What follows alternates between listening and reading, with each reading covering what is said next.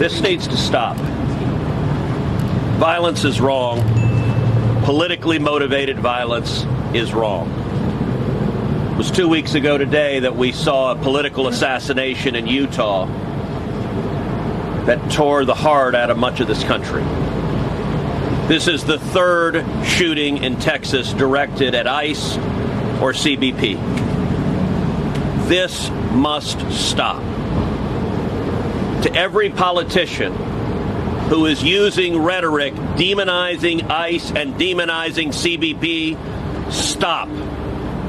To every politician demanding that ICE agents be doxxed and calling for people to go after their families, stop.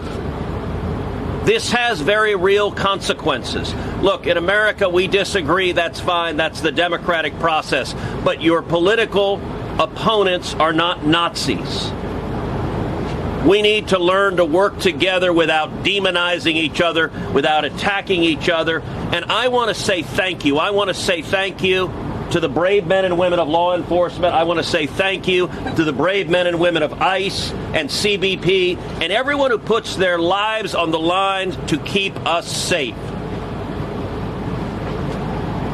The divisive rhetoric tragically has real consequences. I hope that every one of us will pray, number one, for the safety of law enforcement that are risking their lives to keep us safe. Number two, for the health of those who were shot and injured today. We still don't know the full details of who was injured, but for the families also of the victims of this shooting. Violence has no place. It is wrong.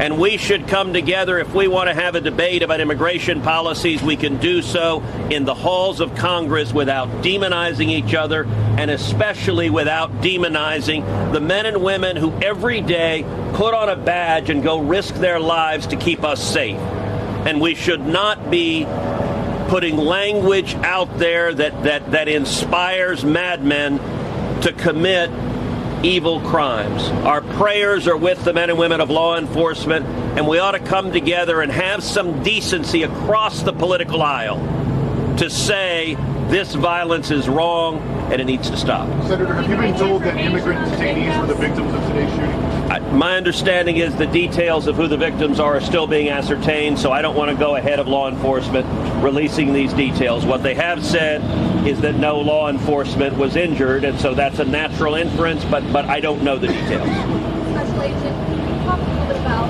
some of the